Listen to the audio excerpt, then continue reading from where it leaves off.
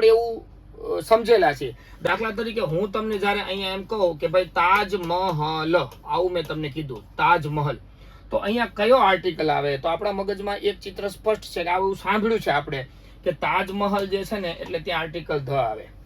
બરાબર, આટલું ક્લિયર. પણ યાદ રાખો બેટા કે આ તાજમહલ છે ને એ કયા તાજમહલ ની વાત છે? તો કે આગ્રાનો જે તાજમહેલ છે એની જ વાત છે.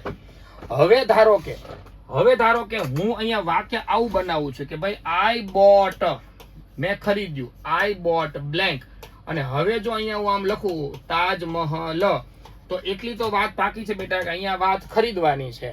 તો આગ્રાનો તાજમહેલ કાંઈ મેં ખરીદ્યો હોય નહીં. તો ધ કોને લાગે? જો આગ્રાનો તાજમહેલ હોય તો જ. તો આ તો મેં ખરીદ્યું, તો ખરીદવામાં કાંઈ તાજમહેલ ના હોય, તો અહીંયા મારે અતાજમહલ આવે.